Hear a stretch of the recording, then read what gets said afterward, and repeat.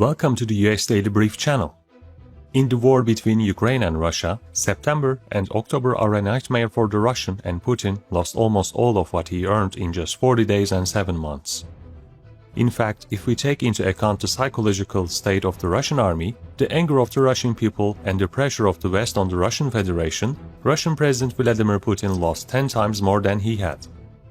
After the explosion and destruction of the Crimean Bridge, Putin fired hundreds of missiles at Ukraine in the last 24 hours in an inhumane retaliation. But this heavy missile attack did not deter the Ukrainian fighters, and Ukraine continues its offensive against the Russian army, intercepting the Russian missiles and retaliating the Russian army. We continue to witness the legendary struggles of the Ukrainian warriors in the war. After the attack on the Kerch Bridge over Crimea, an important logistics network of the Russian army was damaged. Russia blames the Ukrainian army for the attack. Putin rolled up his sleeves to avenge the attack in Crimea. Having prepared a bloody plan, Putin, together with Sergei Surovikin, known as General Armageddon, whom he appointed as the head of the army, started to rain missiles on the Ukrainian capital Kiev in the morning. The attacks of the Ukrainian army were aimed at the city centers and the civilian population. This attack to intimidate the Ukrainian people did not achieve the desired success. Because the people of Ukraine did not fall into Putin's trap, and they stood together and sang their national anthem in the streets, keeping their cool. The Ukrainians, walking around with Ukrainian flags in their hands, gave the message that they continued their struggle from where they left off. The Ukrainian army has deployed missile defense systems against Putin's army shower of missiles, and many missiles of the Russian army were destroyed before reaching their target. Thanks to the successful defensive interventions of the Ukrainian army, thousands of civilian lives in Ukraine were saved.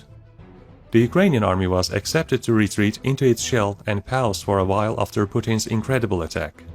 However, Ukrainian President Zelensky said that contrary to popular belief, the Ukrainian army will continue its attacks by adding new ones.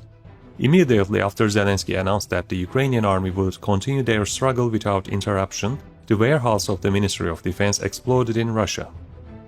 Pavel Kulakov, head of the Nekrasovsky district of the region, said that a fire broke out in a warehouse belonging to the Ministry of Defense in the village of Burmakino in the Yaroslav region.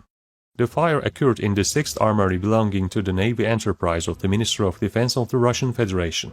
The flames that broke out in the warehouse of the Russian Ministry of Defense engulfed the entire building. All the weapons and military equipment of the Russian army in the arsenal are unusable. Extinguishing work continues in the Russian arsenal. In the Yaroslav region, a kindergarten and a school were evacuated in the village of Burmakino. Recently, news of multiple fires and explosions came from Russian warehouses. There was a fire in the ammunition depot in the Belgorod region recently. Local residents had reported an explosion in the area, which lasted several hours. Explosions were also reported at a military airport near Simferopol. Earlier, the occupation administration of Crimea announced that ammunition exploded in a warehouse in the village of Maiskoye. About 2,000 people reported that they had been evacuated from the village. Russia's defense ministry said the blasts were a sabotage that damaged a military warehouse and civilian facilities, including power lines, railways, a power station, and a number of residential buildings. It seems that the Ukrainian intelligence service is at work again. He's trying to prevent the Russian army from entering the battle arena by destroying their arsenals. Fires and explosions in the Russian army's arsenals make the already scarce supply of weapons and ammunition even more difficult. The Russian army took the biggest blow in the war by losing its weapons to the Ukrainian army. The Russian army is paying a heavy price for this mistake they made while withdrawing from the regions they lost. In addition to the Ukrainian army's seizure of weapons, the Russian army also got into trouble with sanctions. Ukrainian allies are uniting against Russia and blocking all aid to the Russian army. In the near future, the Russian army will face the Ukrainian army and will not even be able to find a weapon to fight. Russia's war policies also became the target of criticism. The problem of weapons and ammunition experienced by the Russian army attracts everyone's attention. Ben Hodges, former commander of the US Army Europe, said in a statement that he acknowledged that Russia is facing problems with its ammunition supply. We know that because of the sanctions, the Russians were unable to supply their sensitive munitions, he said. Speaking on Monday about the Russian military's missile strikes against the urban centers in Ukraine, Hoyt said Russia launched the largest airstrikes on Ukrainian cities since the beginning of the war, and emergency services said at least 19 people were killed and 105 injured. The commander-in-chief of the Ukrainian Armed Forces, General Valery Zaluzny, said that Ukraine intercepted 41 of the 75 missiles launched. It's interesting that the Ukrainians were able to shoot down so many Russian missiles, said Hoyt. On Monday, just after the start of Russia's missile strikes, President Joe Biden, in a meeting with Ukrainian President Volodymyr Zelensky, pledged to continue U.S. Secretary assistance, including advanced air defense systems. The United States once again showed that it stands behind Ukraine. As the Russian military continues its attacks on Ukrainian urban centers, Putin is busy tackling yet another scourge. After the declaration of mobilization, Putin is trying to stop the escape from the country. Less than 3 weeks ago, Russian President Vladimir Putin ordered that 300,000 soldiers be called in to support the broken army lines on the battlefields in Ukraine. Immediately after the declaration of mobilization, a great wave of immigration started to the borders of Russia.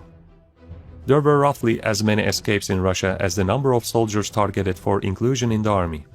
To avoid being sent to the front, the Russian people embark on a journey of hope to the Russian border by plane, by car, by bicycle and on foot. They are looking for a shelter that will accept them in countries neighboring and close to Russia.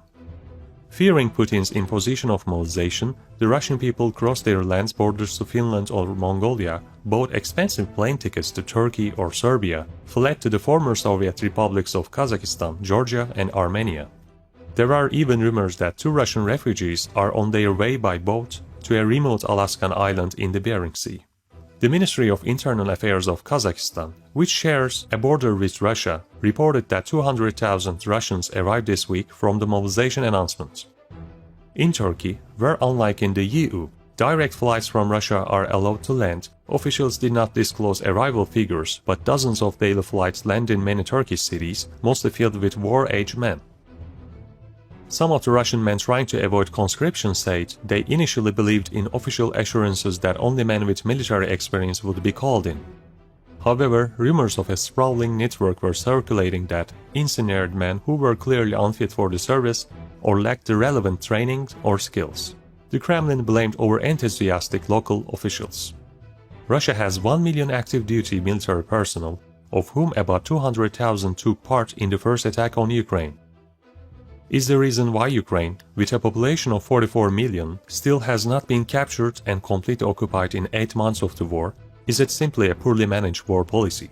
Or is it the legendary struggles of the Ukrainian people and army as an example to the whole world? We look forward to your comments. Thanks for watching us.